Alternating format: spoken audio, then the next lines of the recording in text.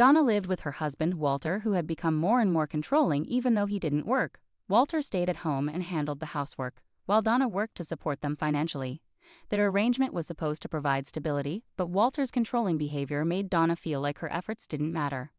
One day, Walter, with a smug look on his face, announced that he was going to let his parents move into their house and suggested that Donna could live with her in-laws without even asking her opinion. Donna was shocked and speechless at his audacity, especially since she owned the house. This moment was a breaking point for her. She had tolerated Walter's overbearing attitude for too long. Walter often gave orders as if he had the right to do so. Once he even demanded that Donna get him ice cream late at night while he relaxed, even though she was exhausted from work. When Donna suggested he could get it himself, Walter laughed and hinted that upsetting him could lead to consequences. His behavior wasn't just frustrating, it was exhausting. Donna felt increasingly disrespected and unappreciated, and she began to question whether she could continue living with someone who acted superior just because he was the husband. She realized that if things didn't change, she couldn't go on like this. Walter needed to understand how his actions were affecting her, and Donna decided it was time for him to face the consequences of his behavior. At that moment, I realized that dealing with Walter on top of my already stressful job would push my stress levels to the limit. So I told him, "I'm really tired. I'm sorry, I'm going to rest in my room." Walter didn't like my response and blocked my way, challenging me, "Wait, what's with that attitude towards your husband? I could kick you out right now if I wanted to. Do you think it's okay to upset your spouse like that?" He looked furious. I couldn't believe how he could act so authoritative without contributing financially and how easily he could upset me, yet he couldn't handle even the slightest inconvenience himself. It was like dealing with a child's tantrum. "I'm sorry, but I'm exhausted. Please, just try to understand," I replied, forcing a smile, no longer wanting to argue. Walter sighed deeply and muttered, "You're such a disappointment as a wife." I didn't have the energy to argue, so I simply repeated, "I'm sorry," and retreated to my room. Day by day, Walter's overbearing behavior wore me down, but I was too exhausted to confront him. Then one day I caught a severe cold, which the doctor said was caused by stress. I was so sick that I couldn't move, so I took a day off from work and could only lie in bed. When I told Walter about my condition, he snapped, "A cold? That's just an excuse. Go to work. You're useless." His harsh words seemed to make my fever worse. He declared, "I won't be taking care of you. This is your mess, deal with it." So I was left alone in my room, moaning from the fever, with no one to help. I was too weak to prepare anything for myself and didn't want to face Walter again for fear of more verbal abuse. My temperature reached 100 degrees Fahrenheit, and the fever was so intense that my body was drenched in sweat. I couldn't even get up to change my soaked clothes. I lay there, thinking about how much easier things might be if I could just pass away. With these grim thoughts, I endured a painful night alone. Maybe it was the fever talking, but deep down, I knew something had to change. Throughout the night, as the sun disappeared and the stars took over the sky, a deep sense of loneliness and doubt overwhelmed me. I longed for Walter's support, not even to cure my fever, but just to bring me an ice pack, apply a cool compress, and ask if I was okay. Sadly, this was just a fantasy. Instead, the words I received from him were harsh and uncaring, cutting deep and stirring up new anxieties. I questioned why I was the only one suffering, wondering what I had done wrong and why things couldn't be smoother between us. Once these thoughts started, I couldn't hold back the tears. The pain was just too much. After 5 days of rest, my fever finally subsided enough for me to return to work. My colleagues and bosses expressed their concern, asking if I was truly okay to be back. Although I was still recovering, I felt I had to support our household financially and couldn't afford more time off. Their genuine concern touched me deeply, such a stark contrast to Walter's indifference, and it nearly brought me to tears again. At this point, a voice inside me screamed that I couldn't continue dealing with Walter's behavior. I was pushing myself too hard, ignoring the signs that this way of life was unsustainable. Deep down, I knew I couldn't keep going like this without eventually collapsing from the strain. By now, my feelings for Walter had significantly faded, yet I didn't have the energy to think about separation. Amid these overwhelming emotions, I dragged myself through my days, working hard, returning home exhausted, and catering to Walter's unpredictable demands. This had become my daily routine. Then one day, while I was trying to find a moment of peace in my room, Walter called out, wanting to discuss something serious. It had been a long time since we had a real conversation. Typically, Walter would make big decisions on his own. With a heavy heart, I sat down for the discussion, fearing what might come next. To my shock, Walter, with unexpected enthusiasm, announced, "I'm going to let my parents live in this house. You can't even cook, so you need to leave." The first word that slipped out of my mouth was, "What?" He continued, "You need to leave because you're going to live with my in-laws." I was stunned, unable to believe his selfish demands. The situation had reached a breaking point, and I realized something had to change. As Walter continued, he revealed his plans to change the ownership of our house, transferring it to his name and his parents'. He bluntly stated his intentions to divorce me and start a new life, declaring that his decision was final, and that my opinion didn't matter. I felt utterly disregarded, my feelings trampled under decisions made without my consent. Walter, puffed up with his man-of-the-house ego, seemed only concerned with his own desires. My heart sank as I realized the impossibility of continuing life with him. Ignoring my growing detachment, Walter sneered, "You love me so much, don't you? I know this is shocking coming from a husband you love so dearly, but I'm sorry. I just want to take care of my family. Please understand." His words, meant to sound considerate, felt more like a scolding. I wanted to shout that he was wrong. Any affection I once felt for Walter had vanished, leaving only disbelief at his selfishness and regret for not ending things sooner. Why hadn't I left him earlier? If I had, maybe he wouldn't have had the chance to exploit and demean me so thoroughly. I even resented my past self for being too lenient with him. Seeing my visible distress, Walter misinterpreted my pain as lingering love, thinking I couldn't bear the thought of a divorce. But he was mistaken. My feelings for him had long since faded into nothing more than disdain for a man who wrongly believed I still cared. Determined to set things straight, I said firmly, "Fine, then I'll leave." Walter gasped, "What?" He hadn't anticipated my readiness to accept the divorce and move on. He needed to understand that the old me who always bailed him out was gone for good. From now on, whatever happened to Walter, he would face it without me because our relationship was over. Seeing my resolve, Walter stood shocked and frozen. I seized the moment to head to my room and pack the essentials. I knew I couldn't take the larger items today and would need to arrange for movers later. As I began to pack, Walter hurried over, perhaps finally realizing the seriousness of the situation. His voice tinged with uncertainty, he asked, "Are you sure about this? If we divorce, we'll be strangers." I smiled softly and replied, "I've already fallen out of love with you. Letting go feels like a weight has been lifted off my shoulders." Hearing this, Walter stood there looking bewildered and lost. I nodded, thanked him for the years we had together, and walked out of the house. His worried expression lingered in my mind as I returned to my parents' home. When I explained everything to my parents, they were initially furious about Walter's behavior, but soon calmed down, reassured by my resolve and the plan I had in place. I began to recover at my parents' home, taking the first steps by initiating the divorce proceedings. After I sent the divorce papers, Walter messaged me, "Are you sure about this?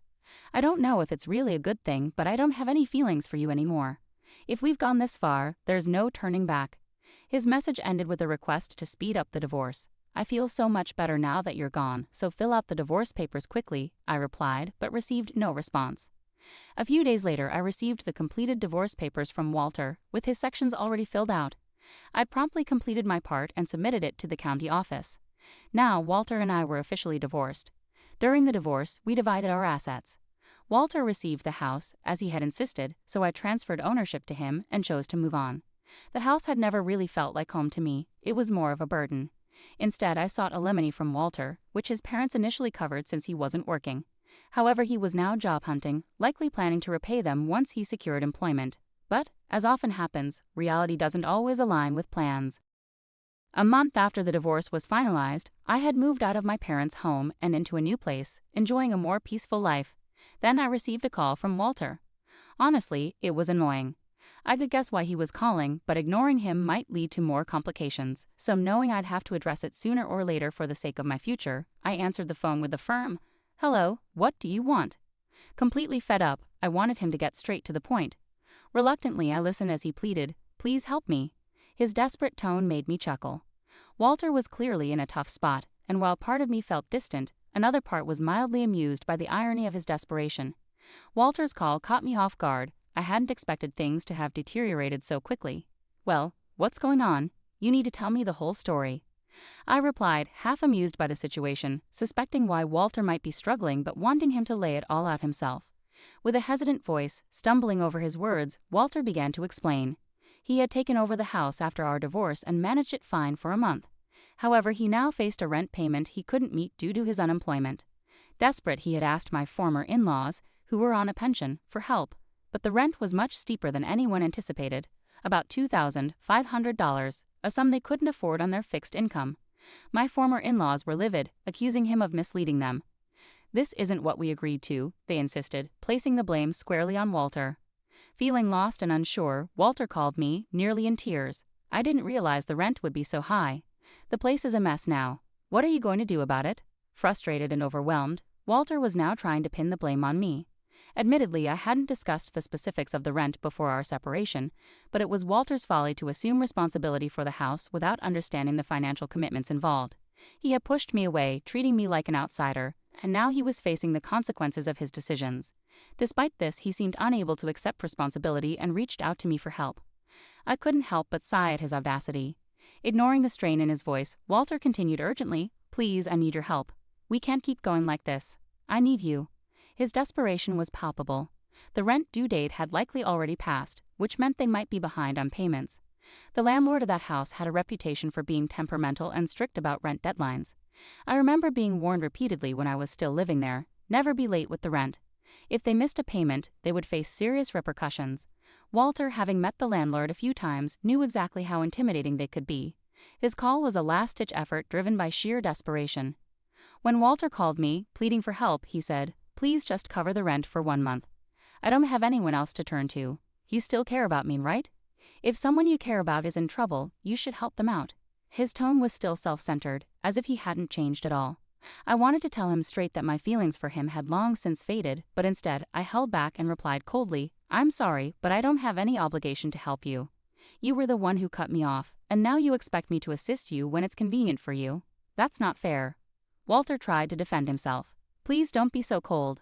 I really can't handle this alone. Whether you still love me or not doesn't matter now. We were married once, right? Can't you help me out just this once?"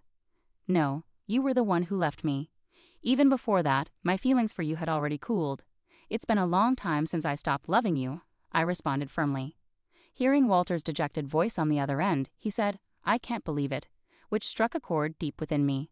For so long I had endured everything, even when Walter was selfish, took me for granted or mistreated me, especially when I was sick. I stayed by his side, hoping to salvage our marriage. I worked tirelessly for the life we had, but this was the outcome. Why hadn't I left sooner when my love for him faded? Why didn't I distance myself earlier? These regrets flooded in, mingling with the anger I felt toward him.